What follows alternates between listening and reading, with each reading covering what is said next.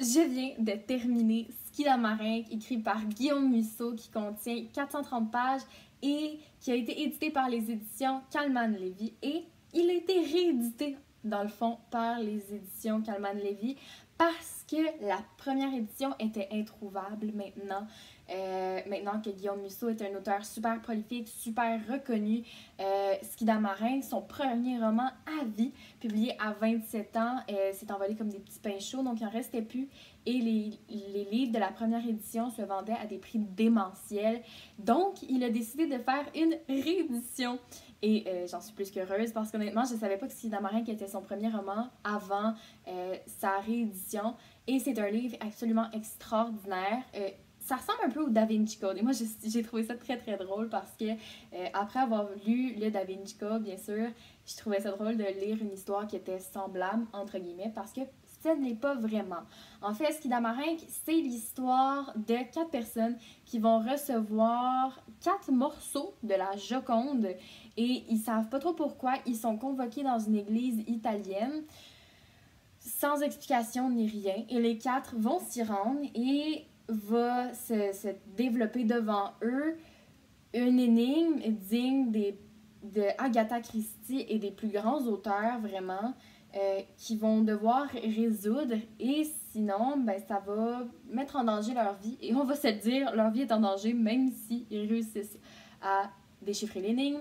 Et ça a été une lecture incroyable. Et ce que vous devez savoir, c'est que oui, ça ressemble au Da Vinci Code, mais ce n'est pas traité de manière semblable.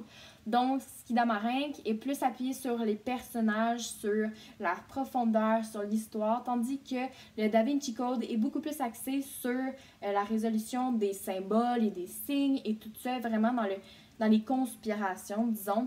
Et ce que vous devez savoir aussi, c'est que Skidamarinque a été publié avant le Da Vinci Code, donc non, ce n'est pas une copie du Da Vinci Code de Dan Brown, pour ceux qui se posaient la question. Donc, je viens de le terminer à l'instant.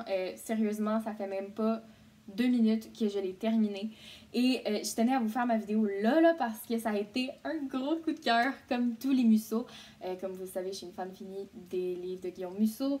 Et celui-là ne m'a pas déçue. Et j'ai vu beaucoup d'avis sur Internet de gens qui disaient qu'ils avaient été vraiment déçus par Skidamarinque parce que il y avait beaucoup d'engouement autour de ce livre-là. Mais qu'ils trouvaient que oui, on retrouve le style de Musso, mais sans plus. Moi, personnellement, j'ai vraiment adoré les personnages. Ils sont profonds, ils sont contradictoires, ils sont complexes et vraiment, ils vont venir tous se compléter dans cette histoire-là et rien n'arrive pour rien vraiment dans les romans de Musso. On sent pas qu'il fait du filling in avec son écriture juste pour faire comme une brique de 400 pages. Non, c'est vraiment tout sert à l'histoire et tout est essentiel. J'ai absolument adoré. On y retrouve aussi le style d'écriture de Musso avec vraiment ses personnages, ses intrigues qui sont toujours à la croisée entre deux chemins. Il y a de l'amour, il y a de l'aventure, il y a de la résolution d'énigmes, il y a toujours, ça nous garde à tourner les pages et vite, on a envie de savoir ce qui se passe. Moi, j'ai ship 2 personnages tellement forts pendant ma lecture, j'avais tellement hâte qu'ils se mettent ensemble. Donc, ça a été vraiment une lecture incroyable pour moi et j'ai pas été déçue du tout de cette lecture-là. Ça a été agréable à lire, léger, rapide, vraiment tout ce que je recherche dans un bon livre qui nous garde accrochés. Donc, très honnêtement, si vous voulez vous lancer dans cette lecture-là, c'est avec mon appui, go! Mais sérieusement, ça a été une de mes lectures préférées du mois de novembre, je dirais. Et je vous le conseille fortement parce que, justement, c'est un roman incroyable. Donc, si vous avez aimé la vidéo, que je vous ai donné envie de le lire, laissez un like, un commentaire, abonnez-vous à la chaîne et abonnez-vous avec la petite cloche pour être sûr de savoir quand je pose, pas manquer des vidéos.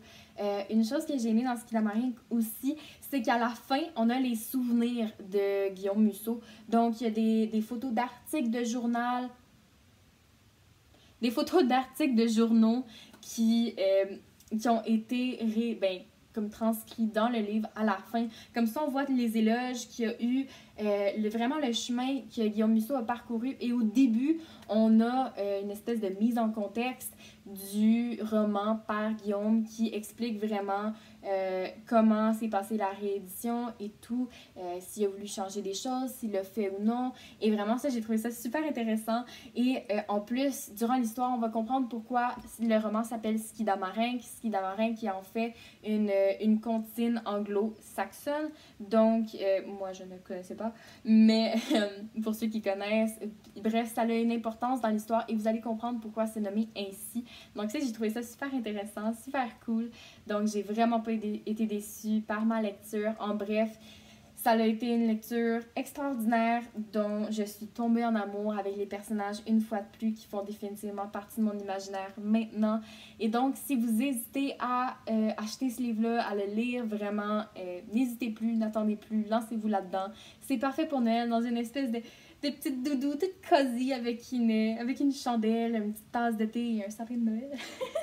Donc, c'est ça. C'est tout pour aujourd'hui. Si vous avez aimé la vidéo, n'hésitez pas à laisser un like. J'espère que je vous ai donné envie de lire ce livre-là. Et on se revoit dans la prochaine vidéo. Bye!